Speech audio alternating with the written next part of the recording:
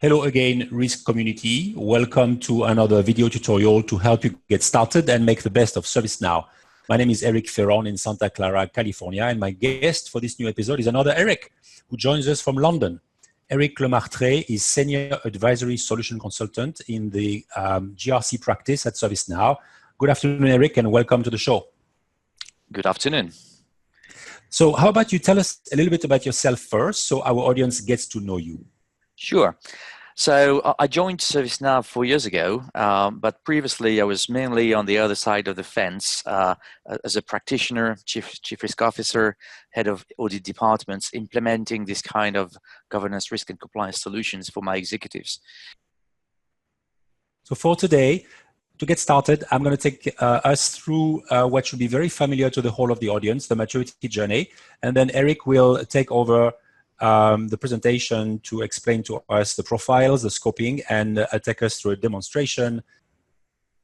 All listeners should now be quite familiar with the maturity journey that we have covered in previous episodes. So far, we have reviewed the steps to follow to go from manual and time-consuming legacy systems to the basic use of ServiceNow GRC that we also call maturity level 1. Today, we will start taking things one step further on our way to maturity level 2. However, even before you reach level 1, nothing stops you from starting to use profiles, also called entities. And the final 2 steps of the maturity model will be addressed in later episodes. So Eric, you choose to come on the show to tell us about the profiles tool. Why is this so important? Well, it is important because the profiles or the entities are a game changer. It is why it is important for our customers to understand how to make the best of this feature and how it will help them to accelerate their journey through the maturity model. The profiles and entities in ServiceNow GRC are really there to help you build your risk universe, to understand what kind of entities, objects, system, vendors, process, departments, etc. you want to put into your risk universe, and then decide how you will map your standards, controls, risks against the different typologies of entities. For instance, for the mature process, you will want to have a higher level of control and some higher level of risks that needs to be assessed, rather than for less mature processes in the enterprise, you will have a more light system of control to be pushed. It will help you to manage all this system of control and risk and push it to your entities in your risk universe. It will make it more scalable, rather than to have hundreds of risk registers through spreadsheets, through low technology solutions, and totally different from one to each other. You will be able to manage from the top and actually push and generate those controls and risks from standard libraries. It will make it repeatable, because if you have new systems, if you have new vendors, new processes to be implemented in your company, they will automatically inherit from the correct system of control and risk, depending on the typology they are being flagged to. It enables the capability to roll up and to aggregate your risk and control scores, because every child control, every child risk will be attached and related to a father, to a grandfather, etc., into the libraries, and it will allow you to automatically report against different layers of management into your organization. All that helps you to be consistent and homogeneous into the company, rather than to have a lot of duplicates through different risk registers, through different system of controls. You will have a single library of risk, a single library of controls, and push those through different instances of those risk and controls towards the different elements of your risk universe. Two different key objectives here that will help you to improve how you manage your risk and controls in the organization. The first one is, as I just said, to maintain your risk universe. And this will typically be done by selecting in your ServiceNow tables different typologies of entities or profiles. For instance, applications, departments, region, processes, vendors, projects, systems, depending on what data is available. Obviously, This relies on the quality of the data as well, and how it is tagged, how it is flagged into your ServiceNow platform. The more your data is reliable, the more you will be able to automate and to decide what kind of control apply to what typology of entities. On the other hand, once you have defined your risk universe, you will be able to map towards the different types of entities or profiles. What are the actual policies, controls, and risks that should apply to these different types, so that we actually generate the controlled instances and the risk instance towards each of those individual profiles. It's probably still a little bit conceptual at this stage, but you will see through some examples later on how you can actually apply this approach to your enterprise. The idea is really to help you to move from the legacy bottom-up approach, where you have a lot of individual files, spreadsheets, etc., to map your the risks from your different system, from different organizations, your vendors, your projects, etc. And it becomes very, very hard to roll them up, to aggregate those risks. And you will have as well a lot of duplicates in each of those files, because they are managed individually by each owners of a project, of a vendor, of a system, etc. That works well when you are a small organization, but as soon as you want to mature your processes and industrialize them a little bit, you intend to move towards a more top-down capability, which is what ServiceNow recommends and how our GRC capability is structured. The idea is to start with your libraries of policies, internal policies, but as well libraries of external regulations or authority documents, and to map a single system of control towards these requirements. In parallel, you will map as well a single library of risks. If you are a bit mature, you will understand that 90% of your risks are actually standard and recurrent, kind of business as usual. And rather than to leave people reinvent them, it's better to register them into a library, into a hierarchy as well, so that you can roll up parents to child to parents and to grandparents. Once you've done that, you will apply these controls and risks, or some part of this library, to different type of entities or profiles which are in your universe. And of course, we will pull these from the ServiceNow tables into your platform. So applications, projects, organization structures, processes, etc., you name it, depending on what data is available here. And we will generate the actual instances of each risk and each control towards each of those elements, each of your applications, each of your processes. They will inherit, and the owners of these different profiles will inherit those controls and risks based on the model that we will define together. Let's have a look on a bit more practically how it looks like into ServiceNow. You have understood that we want to start from the libraries of risks, like your risk statements or risk templates, libraries of controls linked to your policies or control objectives.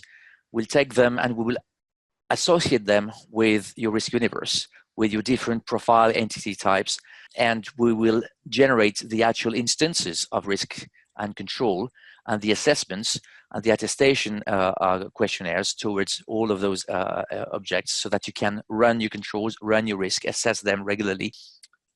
In a nutshell, it's basically adding the content of your libraries mapped to the content of your risk universe that will actually generate the risk and control instances towards your end users for them to run into your processes. That's the thing you have to remember on how profiling or entity management works in ServiceNow. So let's take an example. This example is around IT, but again, your typology of profile or entity can be anything depending on the data you have in ServiceNow. This particular example is around data centers. It's a very common use case. Most of our customers using ServiceNow for IT will have recorded into our ServiceNow tables the data centers. In here, we have two objects. We have San Diego and New York, but you can imagine probably 2, 3, 10 of those. And we will decide to assign to this profile type some risks and some controls. Here we have assigned the earthquake risk, and by doing that, Each of the profiles, each of the entities here, San Diego and New York data centers, will receive their instance of this risk to assess. Hence, these risks here have been automatically generated to the San Diego and New York data centers. Same thing for the controls. We'll have associated this standard control to designate alternate facility for a continuity plan to the profile type data centers, so that all the data centers receive a copy of this control to attest regularly. So San Diego and New York will have their own version of this control because of this association. That really helps you to create consistency and repeatability into your system of risk and control. Maybe it's time to take a live example. And before to jump into a demo, I would like to show you what I will actually build in this demo instance of ServiceNow. I will use a demo instance for the Acme company, which is a financial service company. And I will build 3 or 4 profile type. I will build 3 or 4 content type into your risk universe. I will reuse an existing one which is already pre-built to accelerate a little bit this session, which is around privacy. We want to assign a specific level of control and risks for everything which touches private data, personal data. For GDPR, for CCPA, for all the new privacy regulations, it's very important. So here we'll try to identify what are the business services, the business processes, the projects which are processing personal data as a profile type, and associate the right level of control and risk to those elements in the universe. The second one we will build together, it's around the same kind of approach, but now for financial entities. Again, trying to identify the business service, the processes, the vendors, the projects which are actually involved into manipulating financial data. And we will try to push some SOX controls, some Sarbanes-Oxley risks as well, probably against these different objects. Last, we will change focus and we will try to see an example which is not IT related. And here we talk about the maturity of business units, for instance, and say if business units are mature, we'll try to select automatically those which are described as mature into ServiceNow. And associate them as well, this particular typology, to a special list of controls and risks, so that all the mature business units inherit this list of controls and risk. In this instance, I have my ServiceNow GRC module, policy compliance, risk, vendor risk, audit. I have a few other objects as well, but we will concentrate on these today. When you build your risk universe, you will design something that looks like this. You will take the different tables, the different elements or entities that you want to manipulate, and you will associate them together so that you can aggregate the different objects together. I want to manage departments, business units, facilities, processes, people, company, but as well business services in IT. And these business services may have vendors, but they may have as well servers, and why not specialized servers like Linux or Windows, etc. They may have facilities like data centers and people in those data centers. They may have databases and information assets on these databases. The idea is if I have a risk or a control failing on an information asset, it will impact the database where it is stored, that will impact the system which is processing it, that will impact the department which is using this particular business service, and at the end maybe the company. So all this structure is very important because it shows the journey and how you aggregate the path of aggregation of your risk and controls through your organization, and it helps you to design as well the key type of profiles you will need into your environment. Once you've done that, you will typically build the different typology for each of those elements. For instance, in here I've started to build all these entities that are processing PI data, whether they are processes, systems, business services, projects, etc. They are described into my universe. I want to identify them. So how did I do that? Well, let's open this particular example The first thing you do is to filter down into ServiceNow tables to identify those objects that we want to list into this particular typology. In here, I've created three particular filters, one on projects, one on business processes, and one on business services. And very simply, if I go into my projects here, I have defined a filter on my project table. I've taken all these projects which are tagged as processing PI data. Again, the quality of your data is important because that will help you to automatically create the list of the expected profiles which are related to all these entities processing PI data. I've done the same thing with business processes, same thing with my business services, and as a result, dynamically, the system has identified all these projects, business services, business processes, etc., which are touching PI data. Of course, hire to retire clearly is an HR process and will use personal data, right? Employee onboarding, etc., is a project as well, touching personal data. A DocuSign for human resource is a system touching personal data, etc., etc. Once you've done that, and it's dynamic, if you have new entities which are tagged correctly into your environment, it will automatically be added into this list if they have the right tag. And now I will decide that I want actually all these entities to respect my data protection policy because they are PII sensitive. And by doing that, I will generate these 9 controls against all of these profiles or entities. Same thing for my risk. I decide that I want my data protection risks to apply to all these entities, and meaning that in my risk framework, I have these 8 risks that I will push against all these profiling here. So if I open my hire to retire here, for instance, I will see that this entity, this profile, has inherited from 33 controls and 17 risks because I belong not only just to one typology, but 2 different typologies. I'm as well a standard business process, but I'm as well an entity processing PI data. So I've inherited from subset of risks and controls coming from all these typology. Of course, we deduplicate if some controls and risks are included in all these different typologies. So that's how you would do as an owner of this process.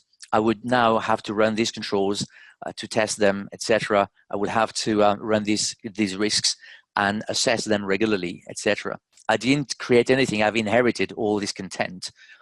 Of course, I can still do some bottom-up if I want to add new content, new risk, etc. I have discovered new emerging risks. It's always possible, but I don't start empty.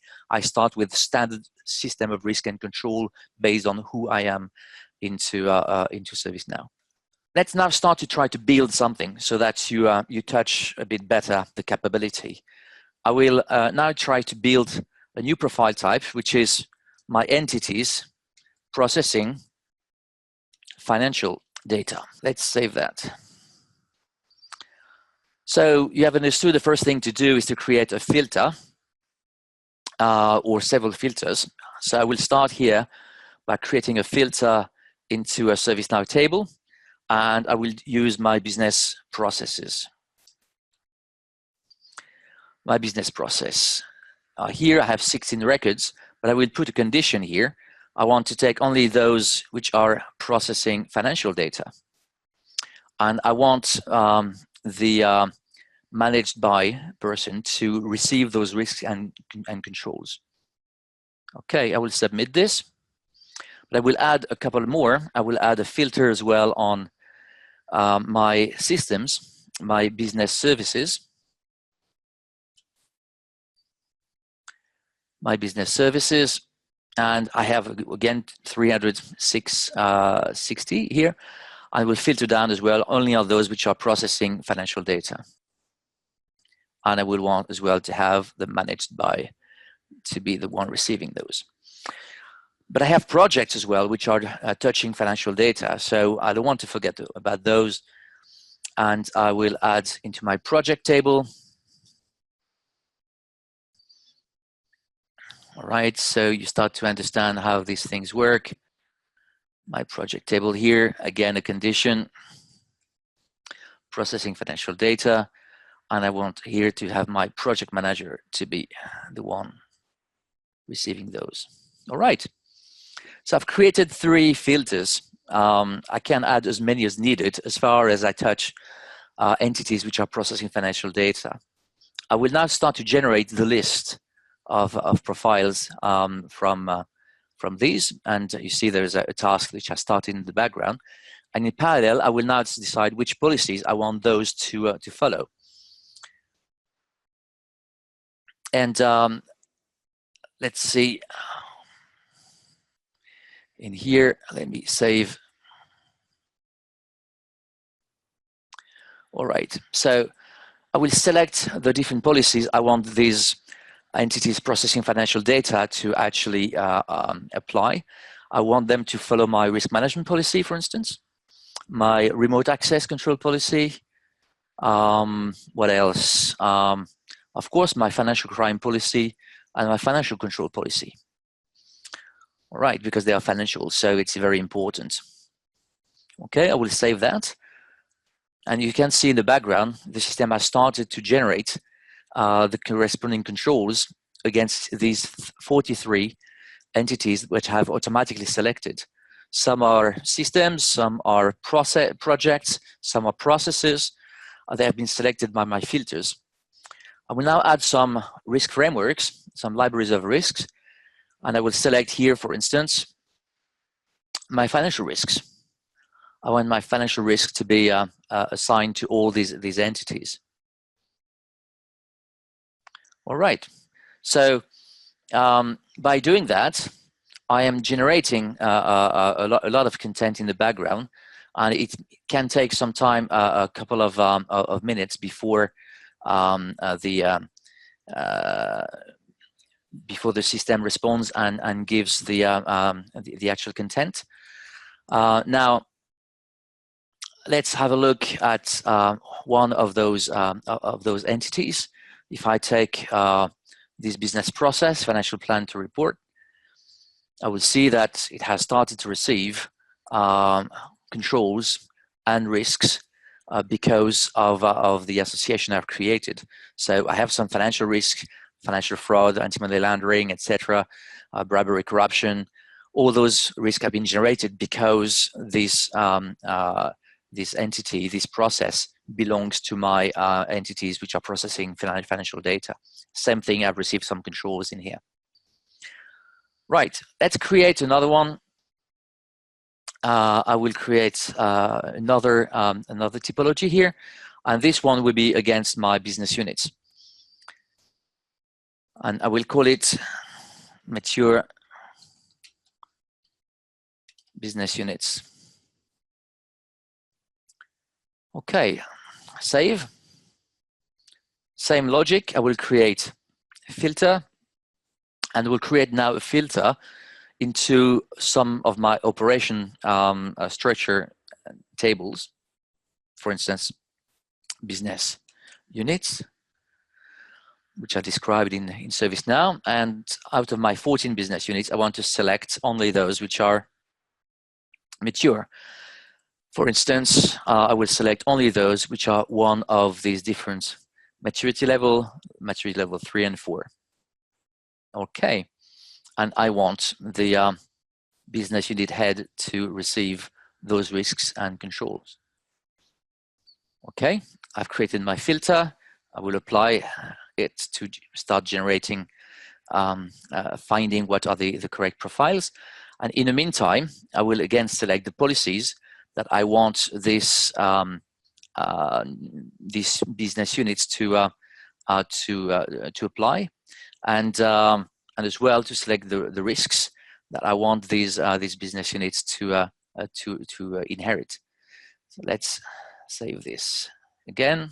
All right. So I will select my policies first. So the mature business units, I want them to, for instance, have my knowledge management policy applied here. I want to have disaster recovery because they are very sensitive. I want to have my access. What do I want to? My organization segregation of duties, for instance. Right. Whatever policies, your call. Again, we start automatically to generate the content for these 8 entities which have been identified. And same thing, I will decide which risk framework I want to add here. I want my department risks to be assigned to these business units because they are mature enough. All right, let's save. So I have 5 risks and 14 controls which will be pushed against these 8 business units. And if I take Europe as an example here, which is clearly one of those which is mature, I will see that content has been generated. I have some controls, I have some risks. I have more controls than the ones I've generated here because I belong to 2 typology. I'm a mature business unit, but I'm as well a standard business unit. So I've inherited some other controls of being a standard business unit. That will end this demo. I think you have understood how we create the different layers of your risk universe, different content with these profile types, and how we associate the different policies, controls, and risks into those, and how it actually generates the control instances, the risk instances to each of these profiles belonging to a particular typology. So what you should do right now, I think that different things, at least 3 key tasks would be really recommended at that stage. The first thing, if you want to benefit from this feature, is really to leverage your internal skills. If you have some ServiceNow experts already in your company, or ServiceNow professional services, or your implementation partners, which have helped you to implement ServiceNow, and to run a profiling workshop with them. These are professionals of ServiceNow, and if they are certified with GRC, they are professionals of ServiceNow GRC, and they will be able to help you and share their experience on where to start, what are the key dimensions to get started with. Typically, for most organizations, it's systems, processes, and organizational structure. But if you have other priorities, it's where you can start to put them on the table and decide where you want to get started. The second key element is to, in parallel, start as well to homogenize your risk and control libraries. Using content providers like the UCF, Unified Compliance Framework, is a great element of moving to a more stabilized and homogeneous control library. But for risk, it typically uses time to iterate, talking from your existing duplicates of risk in your different various risk registers, and month after month, quarter after quarter, to identify that this risk A and this risk B and the C and the D and the Z and the X actually is the same risk. Let's call it that way and put it to the library and attach those as child. That's how you would do it, to rebuild bottom up a risk library. Takes time, but after 9 to 18 months, you will get there and start to have an enterprise structured library of BAU risks that you will see typically represent 90-95% of your risk into the organization. The 5 to 10% left are more the discovered risk every year, things which are new to your organization.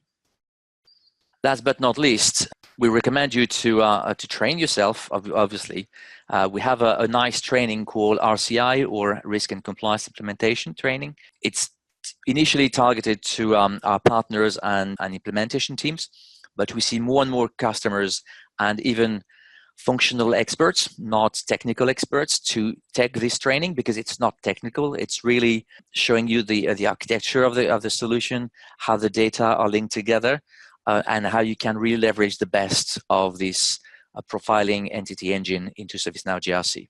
Strongly recommended. Eric, back to you. Right. Well, look, thank you so much for this, Eric. That's really a very complete presentation, and I think that our audience will now be very well equipped to make the best out of profiles. Now, I'm sort of thinking about what my main takeaway is by watching your presentation. I think it's really about the transformative potential that the profiles tool has in a company's risk setup. I think, again, we're talking about lots of efficiency gains, lot of productivity gains to be had. So it's really very good for everybody. So we're at the end of the episode. I've got a few reminders before we close. So first, of course, the PDF version of the slides will be available in the video description below in the YouTube channel, but also in the forum. Eric Lemartre will remain available to answer your questions in the forum. And finally, make sure that you subscribe to the YouTube channel and to the thread in the forum to stay up to date and not miss the next episode of the series. Again, thank you very much, Eric. Thank you all for listening, and until next time, goodbye.